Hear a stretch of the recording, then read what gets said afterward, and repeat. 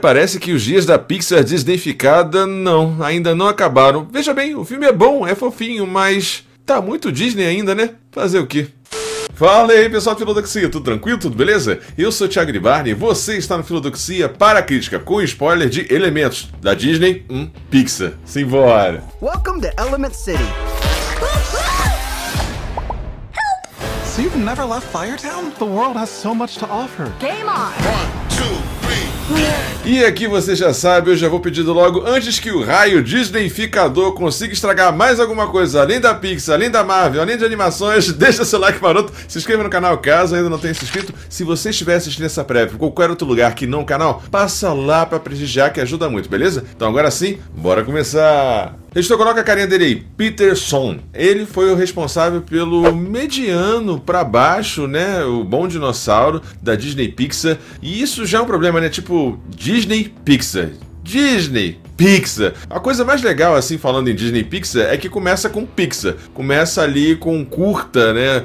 Lembrando, continuando a história ali de Up e Altas Aventuras. Isso pra mim, por si só, já vale um pouco, dependendo do valor, já vale o ingresso. Mas aqui o diretor Peterson, ele trabalha um tema muito interessante, que é a xenofobia, que é a questão da migração. Acho isso um tema muito relevante, além de dar essa roupagem de Romeu e Julieta. E assim, também tem uma coisa que pra mim vale muito a pena e é melhor do que nos trailers, é a questão gráfica. Que filme bonito. Editor, coloca na tela, por favor. Filme colorido, vibrante, multifacetado, um calendoscópio de texturas, cores. E assim, dá vontade de ver mais da Cidade de Elementos, dá vontade de ver mais esse universo. O filme acaba quase que num cliffhanger para uma continuação, quase como que foi Luca. E falando em Luca, tem aqui talvez uma ressalva, né? O filme é uma das piores estreias da Disney Pixar de bilheteria. Uma das piores não, a pior estreia da Disney Pixar. Mas aí tem o contexto da pandemia, filmes que estrearam direto no streaming e tudo mais, e assim, acho que a Disney acostumou mal o seu público, né? Você teve nesse contexto da pandemia Raya e o Último Dragão, você teve Soul estreando também no Disney Plus, assim como Luca, filmes melhores até do que Elementos, estreando lá no Disney Plus e no streaming.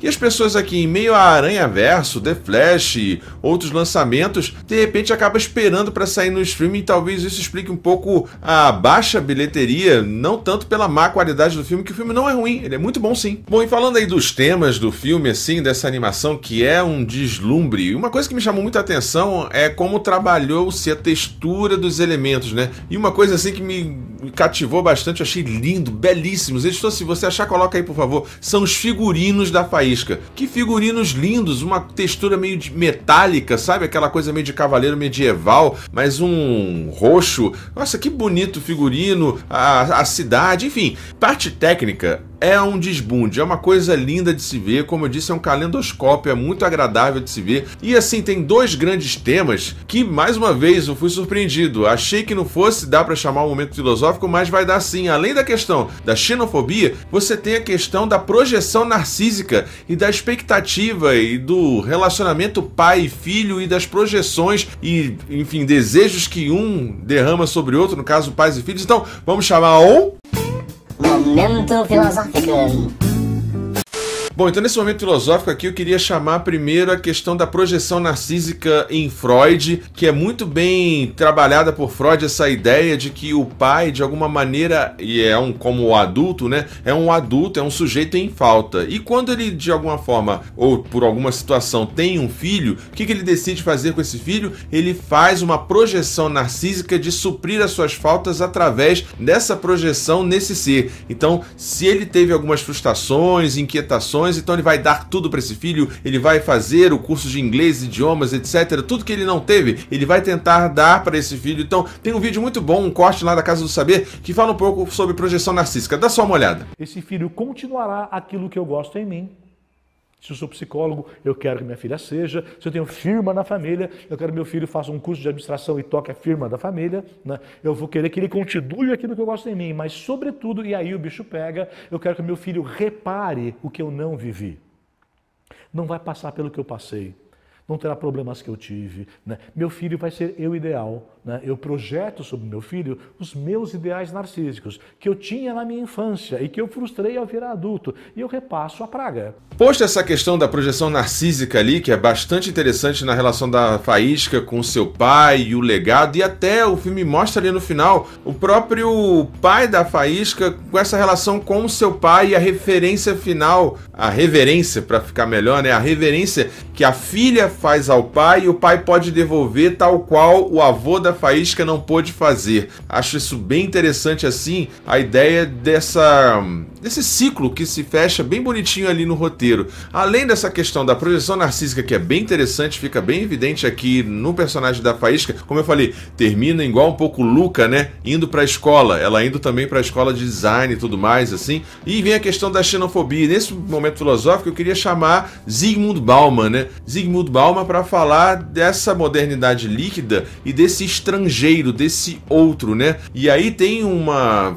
questão que viralizou no Enem, ou foi na UERJ, que é um texto interessante sobre aquele que é xenófobo, que é patriota ou nacionalista, mas aí você tem um aviso, né, de um vizinho dizendo assim: o seu celular é chinês, o seu carro é italiano, a sua comida, sei lá, é brasileira, etc, etc, etc, e você vem querer me fazer preconceito comigo, eu sou um estrangeiro que bato a sua porta. Então o filme tem essa mensagem meio que sutil ali, que poderia até ser melhor trabalhada, dessa ideia de que é melhor os elementos juntos. Um tem como e deve agregar ao outro, a cidade ficaria mais plural, mais forte, mais colorida, mais vibrante. E além de Zygmunt Bauman falando desse estrangeiro, dessa questão da fronteira, eu gostaria de chamar aqui também Emmanuel Levinas, com a ética da alteridade, né? A gente tem volta e meia no nosso dia a dia, o outro nos projetando em nós suas frustrações, ressentimentos, culpa e nos julgando. E ali julgando, no caso, o relacionamento da Faísca com o Gota, né? Tem sempre alguém para dizer: isso não vai dar certo, isso você não deve fazer, essa carreira, esse relacionamento e etc. E ali, como são duas famílias interraciais, né? É uma relação étnico-racial, fica ali por conta da dublagem, da direção de arte e tal, a Faísca numa ascendência chinesa e o Gota numa ascendência afro-americana, tem essa perspectiva ali. E em Levinas tem essa abordagem de se perceber no outro, de se deixar perder no olhar do outro. E aqui, de alguma forma, o Gota traz isso, né? Com a sua afetividade, com a sua emotividade, ele de alguma maneira é ele que quebra as barreiras e faz desvelar por si e de si através do outro e com o outro. Então, acho essas duas questões bem bonitas: a xenofobia, a ideia da alteridade e a questão dessa projeção narcísica e dessa morte do pai e do adulto, que de alguma forma coloca essa praga, esse peso em cima dos filhos, daquilo que ele não foi, das faltas que ele tem. Então são dois temas bem interessantes aqui. Bom, para fechar, Elementos não é nada excepcional. Eu acho assim um pontinho abaixo na questão até de xenofobia e migração do que Red. Crescer é uma fera, que eu gosto muito de Red. Não dá nem para comparar com Divertidamente, com Soul, que eu também gosto muito, entre tantos outros, mas é um filme bastante coeso, bastante digno e bem feito, sabe? E bonito de ver, um romance, talvez a primeira comédia romântica, me corrija se eu estiver errado, primeira comédia romântica da Disney Pixar. Isso é de se notar, de tratar a questão da xenofobia, da questão cosmopolita e da integração do outro, também é algo a se chamar a atenção positivamente para o filme. E outra coisa boa de se chamar a atenção é que não é uma jornada de volta para casa, como tantas vezes a Disney Pixar, na verdade a Pixar sobretudo, teima em fazer e refazer e tal. Isso é de grande mérito assim. Então é um filme bastante divertido, uma história romântica, uma comédia romântica bem eficiente, colorida, divertida, que trata de temas interessantes até para os adultos e para os pais, como eventualmente o peso dos pais nos seus filhos pode ser cruel, com as suas expectativas, desejos, angústias e frustrações, e a questão do fazer-se a si mesmo e essa ideia de se descobrir